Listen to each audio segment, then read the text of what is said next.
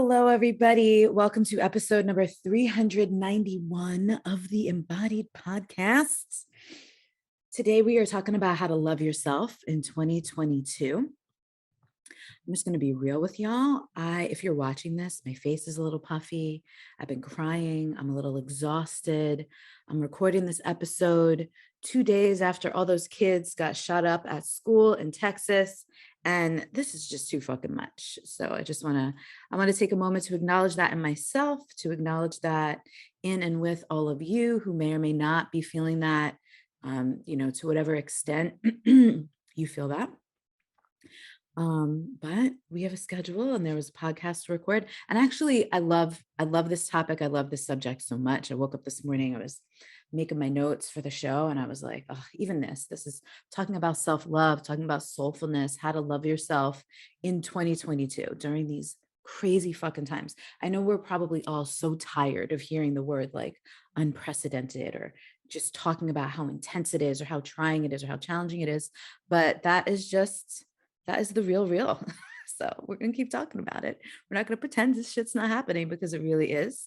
So, and also I appreciate this about myself, and I hope I can inspire any of you who maybe don't allow yourselves to have this, because you're all capable of it for sure, is that I can not be okay like I am this week and still show up quite powerfully for other things, right? Those two things can exist simultaneously, not always. Sometimes when we're not okay, we need to kind of just like crawl up in bed, get under the covers, and like not do anything. But sometimes showing up, being of service, creating something, creating art, beauty, connection, empowerment, whatever it is that you create in the world. And I don't mean professionally, I mean just through your essence, just by showing up and being exactly who you are. That energy that you share is so beautiful. And sometimes doing that, communing with people, however it is that we commune with people, connecting, can actually be the healing we need and that each other needs. So I'm recording this podcast today about how to love yourself in 2022. I don't need to tell you this, but for whatever reason, I feel like saying this. I'm wearing last night's makeup. My hair is filthy. I know a lot of you are listening, you can't see, but I don't know. I like sharing that stuff because I feel like we still live in a culture that has these standards of like air quote professionalism or what's appropriate or inappropriate. And honestly, we do just get to be who and how we are whenever we need to, like our grief is real. The impact of the world around us is real, especially for those who are empathic and highly sensitive. And anyone who just gives a shit about other people. So however it is that you're showing up and getting through your days, it works. So last thing before we begin, I want to remind anyone listening in real time that my first ever self-love immersion is kicking off on June 13th. You can get the details at untameyourself.com/self-love. This immersion, I'm telling you, is going to be epic. I could feel it in my bones. I was feeling it for months since February, leading up to even creating and releasing it.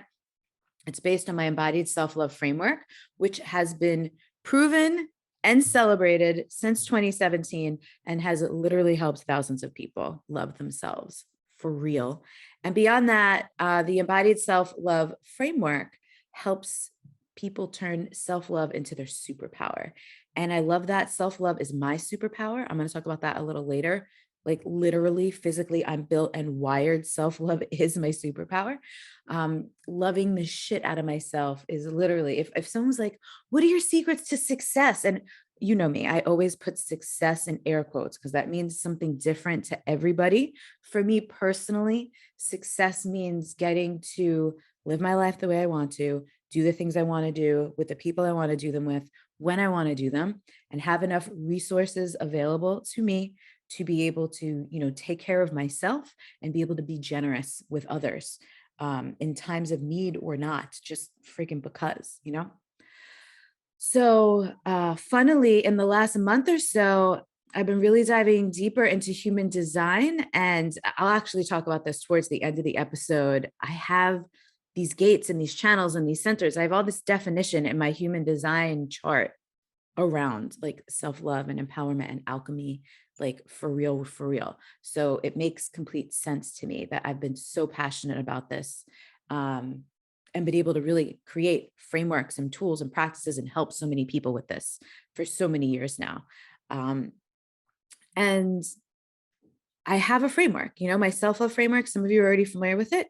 It is self-awareness, self-knowledge, self-acceptance, self-trust, and self-respect. And I always include boundaries and courageous conversations under self-respect because those are practices of self-respect. And this framework can apply. The reason why it's so effective is because it can apply to any phase of your life, any stage of your life, any period of your life.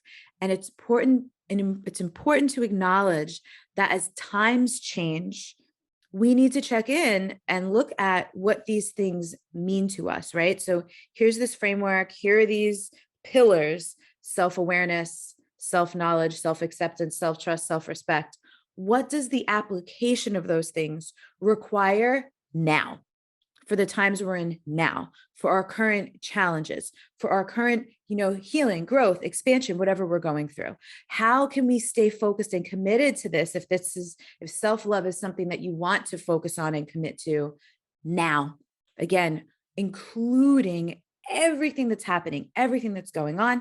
And also later in the episode, I'm going to talk about why I think that if you're going to focus on anything, focusing on self-love is probably one of the most critical, useful, and what's the word? Like generative, in some cases, regenerative or empowering things you could possibly focus on. There's that saying, the rising tide lifts all the boats. Self-love is always that. It is always that. So the last time I recorded a self-love series on the podcast, which, this is the third of a series of 3 episodes that are really centered around self-love in a lot of ways. But the last time I recorded a series on self-love was in 2020. And we all know the fuck 2020 was. And so much has happened since I recorded that series. It was at the end of the summer in 2020, which, when I think back on it, a lot of people at that time were still kind of hoping that we could like flatten the curve and maybe this pandemic, wouldn't last 2 years and we would still be dealing with all these ramifications now, and holding out hope of not being like literally where we are now, or not even being able to imagine being where we are now. And there's also, you all know this, you live here. There's also been so much devastating violence, civil unrest, so much stuff going on. And these things are real, y'all. Like, I believe in manifesting. I believe in being a creator of your own reality. I actually really excel at both. I'm quite good at both of those things. But here at the School of Sacred Embodiment, we just don't do spiritual bypass. We're not like ascension people. You hear people talking about like the 5th dimension or 5D or, all these things. And I'm like, that's cool. Like, to each their own. But personally, I'm not trying to escape this reality. And the people who are in my community, especially the people who work with me more closely, we're not trying to escape this reality or create an alternative one. We are devoted to bringing all the love, all the miracles, all the good, all the beautiful shit into this reality, because this reality needs some help, and this is also the one we share with all of us. We don't discriminate because of vibe or beliefs or anything else. And also, obviously, we certainly don't resonate with everybody either. We don't tolerate people's cruelty, oppressive behavior, or general unconscious nonsense or bullshit, but we also acknowledge that we have to share the planet with those people. None of us, energetically, we really are all connected. And so none of us, I don't care, even if you like move to your own plot of land and live off the land and off the grid and have solar power and your own well of water, and you don't actually have to engage with the rest of society, you're still one of us.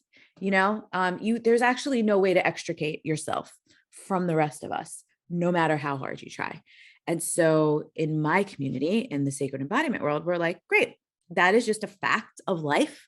And so how can we live within that to the absolute best of our capability? And also, how can we do our best? How can we be our best? How can we contribute our best? And just be, beautiful members of this family that we truly are, all this human family that we really are all part of. We understand that we're all connected. And that's actually what makes self-love so exciting. during times like these. We know that healing and transformation, transfiguration, even, which I recently, again, I've been really geeking out on human design lately and also the gene keys.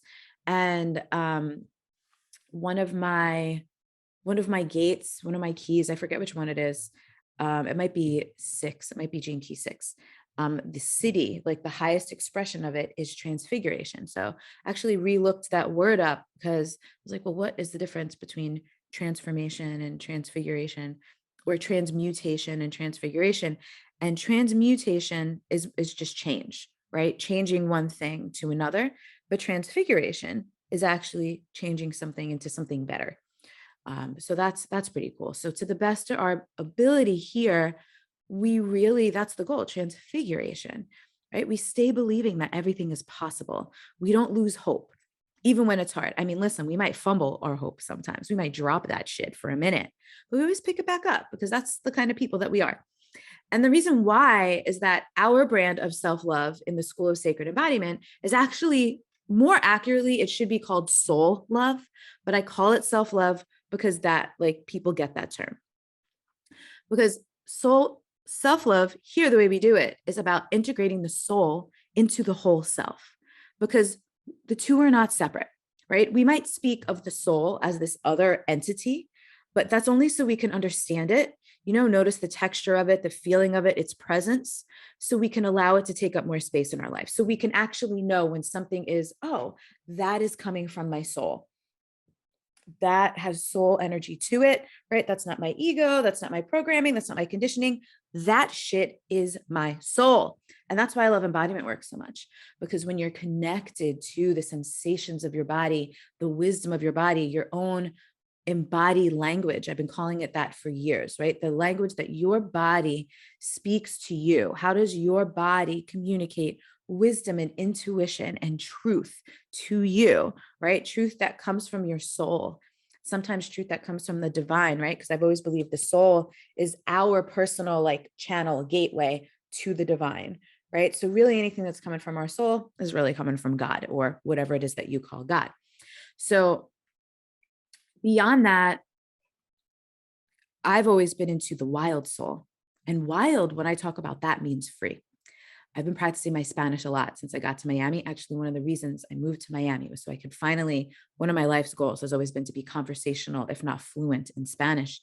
And last year, one of my Wild Soul Movement teacher trainees was from Puerto Rico. And so she was trying to translate some of the stuff because she teaches both in English and in Spanish. And so she really created the term for wild soul in Spanish, which is alma libre, which really translates into free soul. And I totally resonated because that was aligned with something I've been saying for years, which is that wild is not about being like barefoot screaming in the woods or like dancing around a fire with your titties out. I mean, it could be if that's your style. No hate. I mean, I would totally dance around a fire with my titties out. And I have been barefoot, naked, screaming in the woods. But that's not like the embodiment of it, right? Wild is about the freedom to be who you are. So as many of you as there are is as many expressions of wild that there are. For some, the wildest thing they can imagine might be reading a book at home on a quiet Friday night without giving into the social pressures to do anything more than that, right? Just enjoying the pleasure of your own existence in the comfort and quiet of your own home. For some people, that's wild. Or deciding not to have children in a society that still values mothers over non-childbearing women, or maybe working for yourself, or maybe not working for yourself.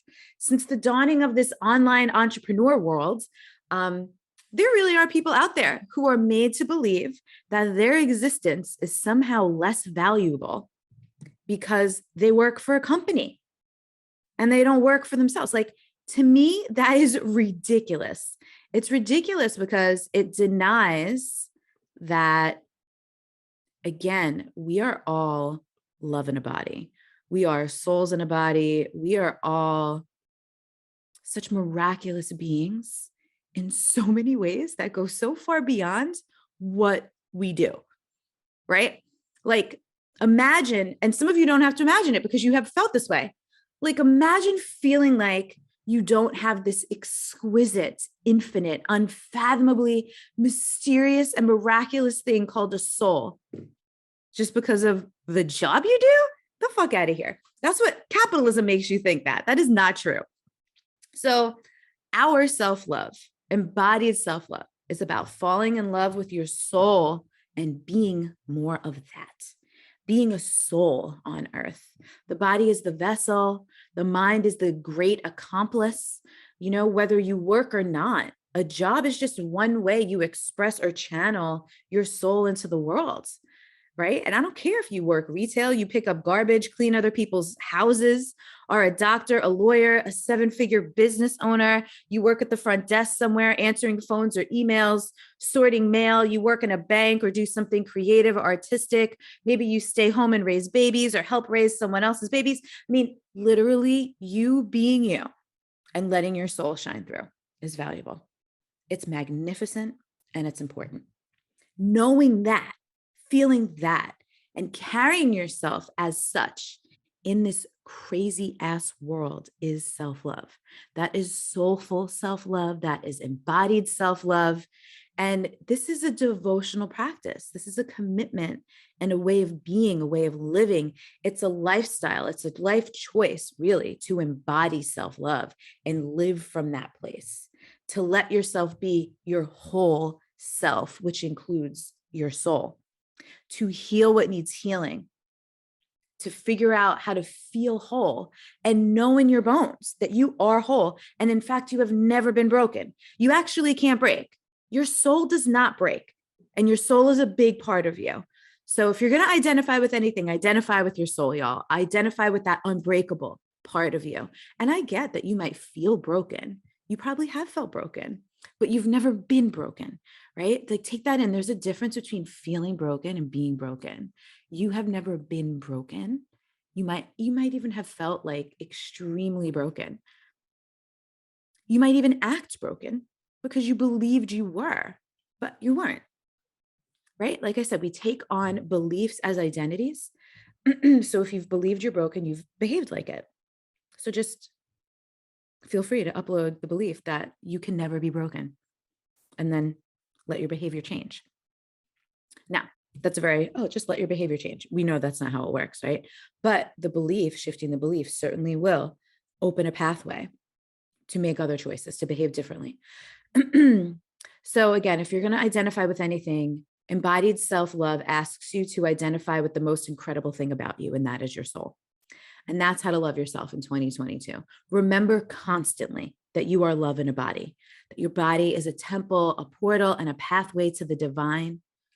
You have this wild soul wisdom that you could tap into anytime. Wild soul wisdom, by the way, is what I call the wisdom, the cumulative wisdom of your intuition, your body's wisdom, the wisdom of your ancestors, the wisdom of your soul from your past lives, the wisdom that any divine beings that support you in your life are constantly like sharing, imparting, and illuminating for you. It's the combination of all of that. It's much more than intellect or knowledge. It is the full spectrum. So how to love yourself in 2022 is about carrying yourself in the world like a person who knows they've got wild soul wisdom and they could access it anytime. Now, I could practically hear some of you sitting there going, but how? How do I do this? I don't feel that way, Elizabeth. I know. The best answer I know is work this framework: embodied self-love, self-awareness, self-knowledge, self-acceptance, self-trust, self-respect. Get yourself some support, a guide and a community, whether it's mine or someone else's, or you piece together different things, because no one does this alone. You're not supposed to. You don't have to. And to embody self-love, you have to be around people who are also embodying self-love, who are practicing self-awareness, self-knowledge, self-acceptance, self-trust, self-respect. You need inspiration and modeling when you're not quite there, or especially when you're really far off. Like, some of you might be listening, being like, this all sounds great, but I'm so far away from that. Great. Then get your ass around some people who are closer to it or fully embodying it. You need reminders and support. We all do. You need recognition and celebration as you make progress. It's so important. You need tools and practices to help you go deeper, to stay committed and to keep showing up for yourself, to remind you that this isn't navel gazing. This is the work of our lives. This is how we get free and we help other people do the same.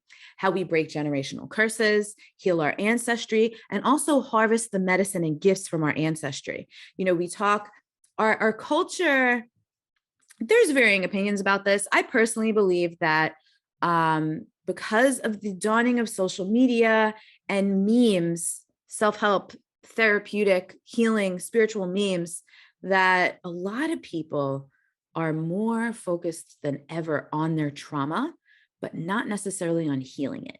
They identify with the trauma.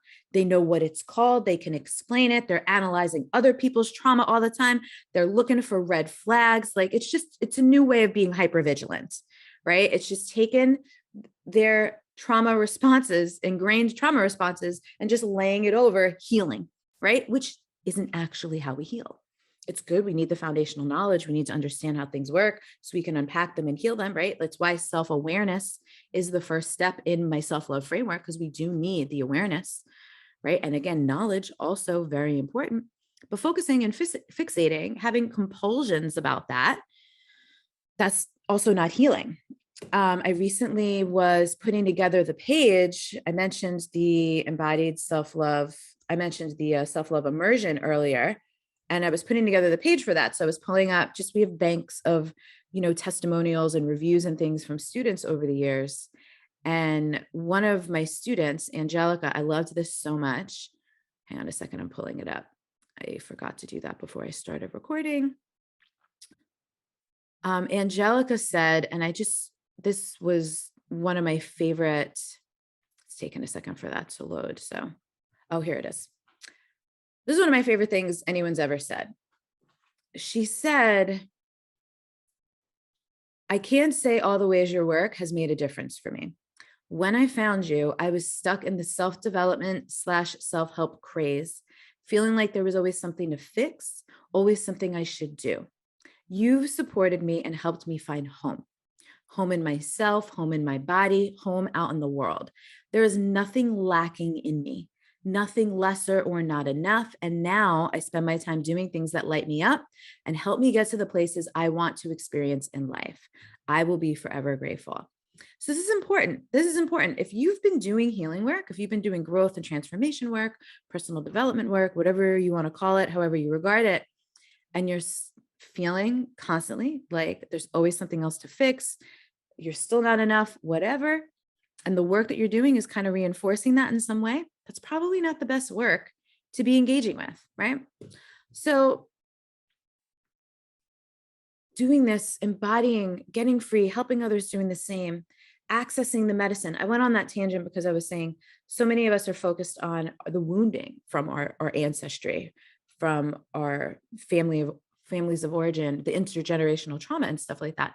But there is also wisdom, magic, and medicine from our ancestors, even from our families of origin. Somebody somewhere in your line that you met or you were connected to in some way had some magic or medicine for you. And it's important. If you're going to excavate for the trauma, excavate for the medicine and the magic too, right? This is how we set examples for future generations. And so you might wonder why I am so passionate, fixated even on embodied self-love, on soulful self-love. And there's 3 reasons. The first one is, ever since creating this framework for my talk at the Institute for Integrative Nutrition in 2017, I've just seen how it transforms lives unlike anything else. It's really amazing. And I've talked about this on the podcast before. That talk was called Untamed Self-Love. And I now call it Embodied Self-Love. But every single year, I think, I don't know how often they enroll at IIN new students. It's either like twice a year or 4 times a year, but I could always tell because there's a wave of DMs that I'll get and tags on Instagram of new students that are watching my talk. And it's just the most rave reviews and people say the most beautiful things. And so I've just seen it. I've received hundreds of those messages, and I've worked with hundreds of students over the years in this thing. We've talked about it on the podcast. Those podcast episodes that I created around it have thousands and thousands and thousands of downloads. So like, this framework has touched thousands of lives. So freaking cool. And so I know it works. That's one thing, right? The second thing is I really believe that self-love is one of the best healing balms, BALM, for this world, because self-love is true power. And the seeking of false power is the root of all oppression, right? Because that is power over, that's ownership, that's domination. People who love themselves don't need any of that. So, and this is just math, by the way, the more people on the planet who love themselves, the less damage the false power and false power structures can do. Even if the leaders never embody self-love, the people who they rule, and I'm putting that in air quotes, would not tolerate their bullshit the same way and to the same extent, right? And so many of us have seen this during the pandemic, how just we watched people just swallow narratives that were handed to them from leaders, from the media, and just take them in, take them on. The fear, the programming, the doubt, the, what's the word I'm looking for? I can like see it, but I can't locate the word. Give me a second. The separation, right? The division, right? The this versus them, that shit. I mean, we watched it happen in real time during the pandemic. It's still going on. We're seeing the effects of it now. And what I'm saying to you is people who love themselves, people who are embodying their souls, who are allowing their souls, their wild soul wisdom to take up more space in their lives are not susceptible to that. We're just not susceptible to that. Just literally how it works. So this is really my vision. My mission with the embodied self-love work is to tip the scales on the planet to more people loving themselves than not. That's all we need. We don't need everyone to love themselves, right? We don't like, there's always going to be violence. Like there's always going to be war, that like there is some part of human nature that's going to want to compete, that's going to want that. But imagine if we could just tip the scales where fewer people behave that way than who love themselves. Imagine if that was an anomaly, like the way it is now, news, media, stories, and things like that. It's horrible stuff, right? And that's not necessarily, again, the mathematics of it in the world. There's horrible shit happening everywhere, but there's also amazing shit happening everywhere. We just don't hear as much about the amazing stuff. So what I'm saying to you, what like my mission and vision is, which I might not live to see it, but if I could seed it in my lifetime, I mean, and it gets to continue beyond long after I'm here, how amazing would it be to just tip the scales in the other direction? It's all we need. All we freaking need is for more people to love themselves and behave from that place than people who don't. It would change everything. So the true power, again, is the power of love. My favorite Jimi Hendrix quote, which I'm sure many of you are familiar with, is when the power of love overcomes the love of power, the world will know peace, right? And that's just one sentence. It's just one quote. And it doesn't mean like there will be world peace forever and always. Like I said, there's always going to be tension. There's always going to be friction. There's always going to be war coming out somewhere, some way, somehow. But again, what if it was less? What if that was the anomaly rather than good, generous, amazing, beautiful, benevolent shit being or feeling like the anomaly? So that seed got planted in my psyche decades ago, and it's been giving me life and fueling everything I do ever since. Reason number 3, why I'm so passionate about embodied self-love is simply because I'm built for it. And so this, I mentioned earlier, I would geek out about human design a little later. So if you're into human design, my G center, my identity center is defined. And that is the center of self-love and self-care, of guiding others and trusting in the unknown. And within that center, I have gate 10 defined. This is the self-love North Star in human design. So it's about being an example of deep self-love. And then beyond that, there are 2 other gates that connect to create channels with gate 10 in human design. One of them is gate number 20, which is the voice of alchemy, which is about contemplating life without attachment and exploring the patterns that prevent you and others from living their highest potential. And by the way, like if you study human design, there's a bajillion places on the internet where you could find like definitions of these things. I got these from a website, christyinge.com.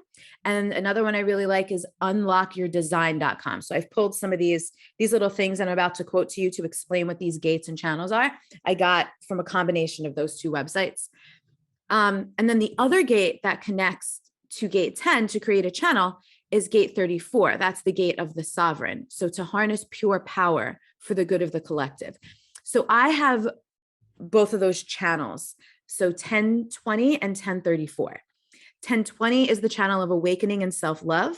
So this is the energy for spiritual awakening, empowerment, love of self, and it can empower others. And then 1034 is the channel of pure empowerment. This is about pure empowerment in response to life. So it helps us behave correctly in response to whatever is going on. And in terms of correctly, I take that to mean like in the highest and best expression, most loving, most generous, most compassionate expression, right?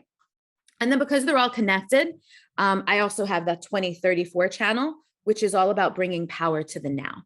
So again, like I mentioned earlier, when I said self-love is my superpower, like it literally is wired, like coded into me as my superpower. So I'm very well equipped to guide people into their own self-love, perhaps one of the most well-equipped people you'll ever meet. And I say that honestly, some of you might be listening like, damn, she sure thinks highly of herself. But honestly, it's just like the facts. It's what I've seen in my life. I've met a lot of fucking people, and it's very rare that I meet anyone who like matches me toe to toe in that.